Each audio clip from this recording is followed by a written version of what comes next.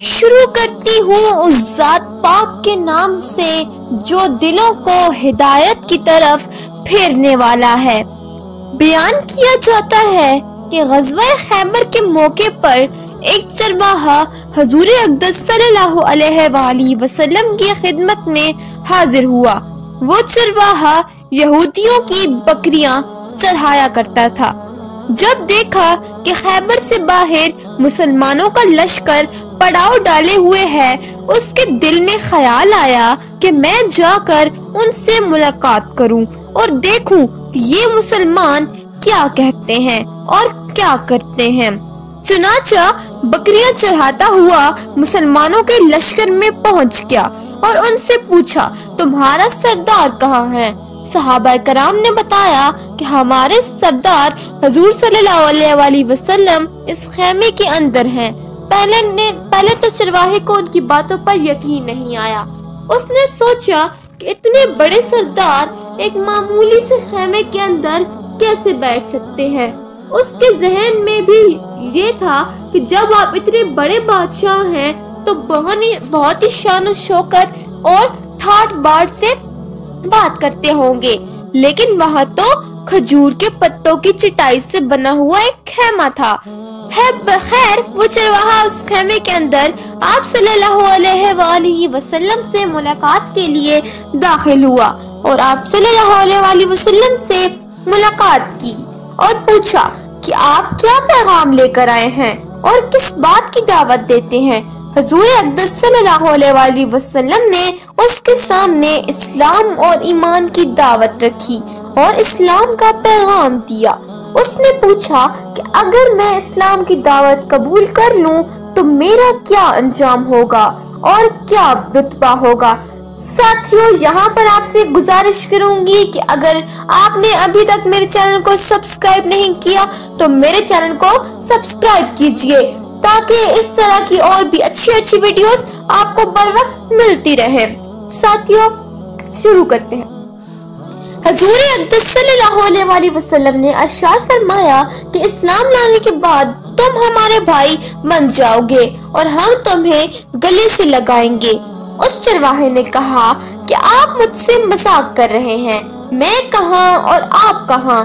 میں ایک معمولی سا چرواہا ہوں اور ایک سادہ سا انسان ہوں، میرے بدن سے بدبو آ رہی ہے، ایسی حالت میں آپ مجھے کیسے گلے سے لگا سکتے ہیں؟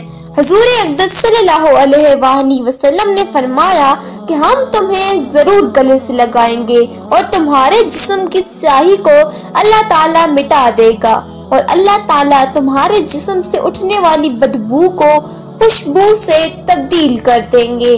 یہ بات سن کر وہ فوراً مسلمان ہو گیا اور کلمہ شہادت پڑھ لیا۔ پھر حضور اقدس صلی اللہ علیہ وآلہ وسلم سے پوچھا کہ یا رسول اللہ میں کیا کروں؟ آپ صلی اللہ علیہ وآلہ وسلم نے فرمایا کہ تم ایسے وقت پر ایمان لائے ہو کہ نہ تو اس وقت کسی نماز کا وقت ہے کہ تم سے نماز پڑھواؤں اور نہ ہی روزے کا زمانہ ہے کہ تم سے روزے رکھواؤں، زکوٰۃ تم پر فرض نہیں ہے، اس وقت تو صرف ایک ہی عبادت ہو رہی ہے جو تلواروں کی چھاؤں میں انجام دی جاتی ہے اور وہ ہے جہاد فی سبیل اللہ۔ اس چرواہے نے کہا یا رسول اللہ صلی اللہ علیہ وآلہ وسلم میں اس جہاد میں شامل ہو جاتا ہوں، لیکن جو شخص جہاد میں ہوتا ہے اس کے لیے دو میں سے ایک صورت ہوتی ہے، یا غازی یا شہید، تو اگر میں اس جہاد میں شہید ہو جاؤں تو آپ میری کوئی ضمانت لیجئے۔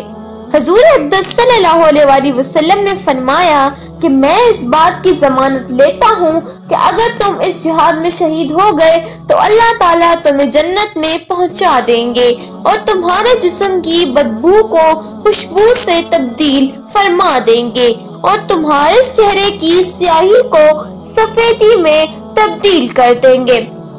چونکہ وہ چرواہا یہودیوں کی بکریاں چرایا کرتا تھا، اسی لیے حضور اقدس صلی اللہ علیہ وآلہ وسلم نے فرمایا کہ تم یہودیوں کی جو بکریاں لے کر آئے ہو ان کو جا کر واپس کرو، اور اس لیے کہ یہ بکریاں تمہارے پاس امانت ہیں۔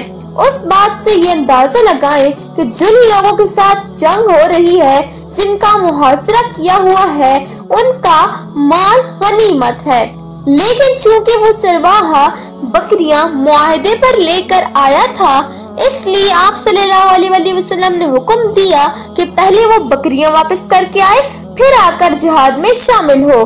چنانچہ اس چرواہے نے جا کر بکریاں واپس کی اور واپس آ کر جہاد میں شامل ہوا اور شہید ہو گیا۔ جب جنگ ختم ہو گئی تو حضور اقدس صلی اللہ علیہ وسلم لشکر کا جائزہ لینے لگے۔ ایک جگہ آپ صلی اللہ علیہ وسلم نے دیکھا کہ صحابہ کرام کا مجمع اکٹھا تھا۔ جب آپ قریب پہنچے تو ان سے پوچھا کہ کیا بات ہے؟ صحابہ کرام نے فرمایا، جو لوگ جنگ میں شہید ہو گئے ہیں ان میں سے ایک آدمی ایسا بھی ہے کہ جس کو ہم میں سے کوئی نہیں پہچانتا۔ آپ صلی اللہ علیہ وسلم نے فرمایا کہ مجھے دکھاؤ۔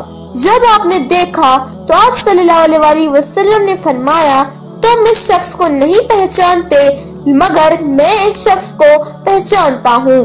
یہ چرواہا ہے اور یہ وہ عجیب و غریب بنتا ہے جس نے اللہ تعالیٰ کی راہ میں ایک بھی سجدہ نہیں کیا، اور میں اس بات کی گواہی دیتا ہوں کہ اللہ تعالیٰ اس کو سیدھا جنت الفردوس میں پہنچا دے گا، اور میری آنکھیں دیکھ رہی ہیں کہ ملائکہ اس کو غسل دے رہے ہیں اور اس کی سیاہی سفیدی میں تبدیل ہو گئی ہے اور اس کی بدبو خوشبو سے بدل دی گئی ہے۔ اس واقعے سے ہمیں یہ سبق ملتا ہے کہ اندازہ کیجئے، اگر کچھ عرصہ پہلے اس چرواہے کو موت آ جاتی تو سیدھا جہنم میں چلا جاتا، اور اب اس حالت میں موت آئی کہ ایمان لا چکا ہے اور سرکار دو عالم خاتم النبی صلی اللہ علیہ وآلہ وسلم کا غلام بن چکا تھا، تو اب اللہ تعالیٰ نے اتنا بڑا انقلاب پیدا فرما دیا۔